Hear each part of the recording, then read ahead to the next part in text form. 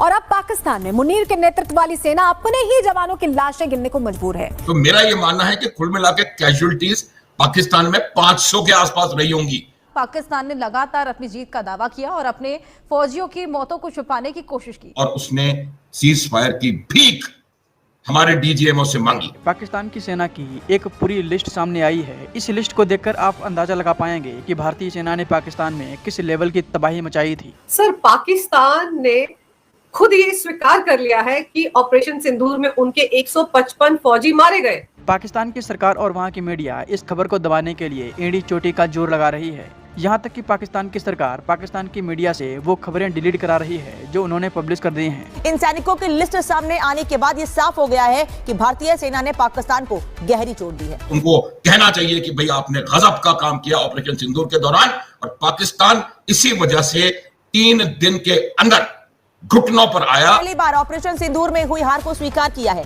पाकिस्तान ने अपने स्वतंत्रता दिवस पर युद्ध में मारे गए 155 सैनिकों को सम्मानित। जय हिंद दोस्तों, भारत एंड बियॉन्ड न्यूज में आप सभी का स्वागत है। तो दोस्तों, पाकिस्तान की एक न्यूज को लेकर सारी दुनिया में चर्चा का माहौल बना हुआ है। जैसा कि आप सभी को पता ही होगा कि पहलगाम हमले के बाद भारत ने पाकिस्तान के ऊपर ऑपरेशन सिंदूर चालू कर दिया था, और इस ऑपरेशन सिंदूर के तहत भारत ने पाकिस्तान के 9 आतंकी ठिकानों को ढेर कर दिया था, जिसके बाद फिर भारत और पाकिस्तान की जंग चालू हो गई थी। और इस जंग के खत्म होने के बाद पाकिस्तान ये दावा कर रहा था कि वो जंग तो जीत ही गया और उसका कोई भी सोल्जर मारा नहीं गया है। लेकिन अब 3 महीने बाद आखिरकार पाकिस्तान ने अपना ये सच कबूल लिया है। जो पाकिस्तान पहले कह रहा था कि उसका कोई भी सैनिक मारा नहीं गया है, उसने खुद ही अपने पैर पर कुल्हाड़ी मार ली एक लिस्ट जारी कर। इस लिस्ट में दोस्तों पाकिस्तान ने वीरता पुरस्कार देने के लिए मारे गए उन सैनिकों के नाम लिखे थे, जो कि पाकिस्तान मीडिया ने डालने के बाद ही वायरल चले गया। और इसके वायरल जाने के बाद फिर पाकिस्तान ने इसे हर एक ऑफिशियल साइट और मीडिया से हटा दिया। ये लिस्ट पाकिस्तान ने अपने स्वतंत्रता दिवस के युद्ध में मारे गए 155 सैनिकों को सम्मानित करने के लिए की थी। पाकिस्तान ने इस बात को छुपाने की तो बहुत कोशिश की, लेकिन सच कभी ना कभी सामने आ ही जाता है। बाकी इससे पहले कि पाकिस्तानी सरकार इसे अपने मीडिया चैनल्स पर से डिलीट कर पाती, वर्ल्ड के दूसरे मीडिया चैनल्स ने इस लिस्ट को अपने साइट पर जारी कर दिया था, जो कि आपको अभी भी देखने को मिल जाएगी। बाकी भारत पाकिस्तान की जंग में मारे गए सैनिकों की संख्या इससे भी ज्यादा है, लेकिन पाकिस्तान ने वीरता पुरस्कार के लिए सिर्फ 155 लोगों के ही नाम आगे रखे हैं। बहुत से लोग कह रहे हैं कि पाकिस्तान के सैनिकों की मारी गई संख्या 500 से भी ज्यादा हो सकती है, लेकिन पाकिस्तान इसे कबूलने को तैयार नहीं है। बाकी आपको क्या लगता है, इस तरीके से शहीद हुए सैनिकों का नाम छुपाना सही है या नहीं? आप इस पर अपनी राय कमेंट में बताएं। वीडियो अच्छा लगे तो वीडियो को लाइक और चैनल को सब्सक्राइब करना भी मत भूलिएगा। सर, पाकिस्तान ने खुद ये स्वीकार कर लिया है कि ऑपरेशन सिंदूर में उनके 155 फौजी मारे गए, लेकिन जैसे ही खबर वहां के टीवी चैनल्स ने दिखाई, उसको तुरंत उन्होंने विथड्रॉ कर लिया। देखिए, पाकिस्तान की ये आदत है। पाकिस्तान जब से ऑपरेशन सिंदूर में उन्होंने मार खाई है, तब से उनका पूरा प्रयास ये रहा है कि किसी तरह से वो ये बात साबित कर सकें कि पाकिस्तान ने भारत को ऑपरेशन सिंदूर के दरमियान हराया। एकमात्र उनका उद्देश्य ये रह गया है, और उसकी वजह से वो लगातार झूठ पे झूठ बोले चले जा रहे हैं। ये देखिए, पुराने जमाने की कहावत है, एक झूठ को बोलने के लिए 100 झूठ और बोलने पड़ते हैं, और फिर भी आप छुपा नहीं सकते। वही इनके साथ हो रहा है। इन्होंने पहले 11 माने थे, अब 155 तो इन्होंने ऑफिशियली डिक्लेयर कर दिए, जिनको कि पोस्टमस अवार्ड्स मिल गए हैं। ये पोस्टमस कोई चेचक से तो मरे नहीं है। ये तमाम लोग वो हैं जिनको कि भारत की सेनाओं ने धराशायी किया, पहली बात।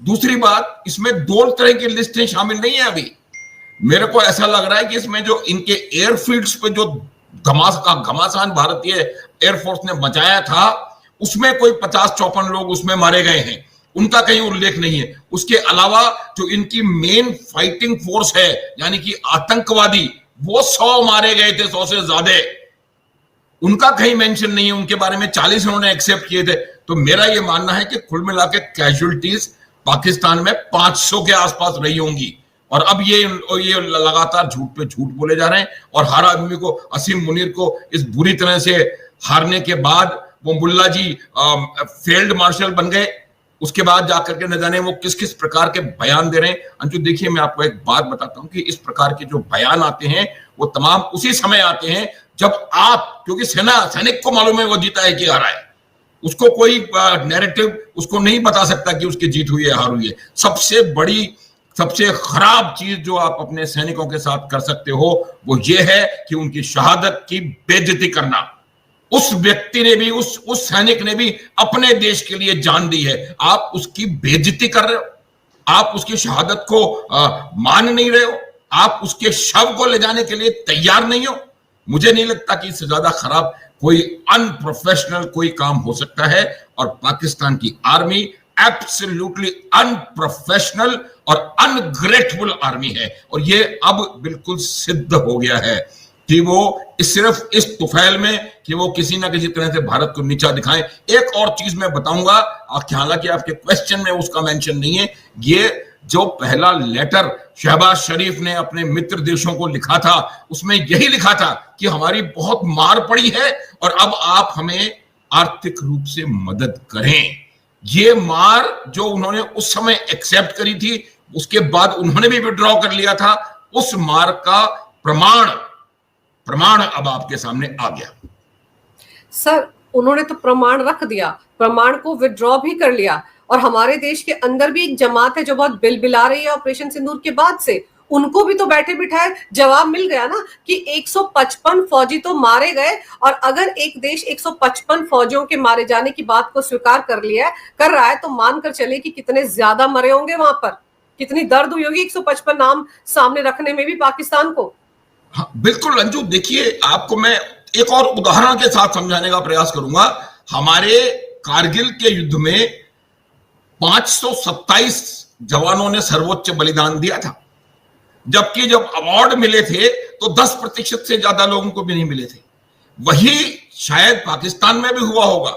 ये हो नहीं सकता कि जितने लोगों ने अपने प्राणों की आहुति दी पाकिस्तान के लिए, शहादत दी, सबको उन्होंने अवार्ड दे दिया।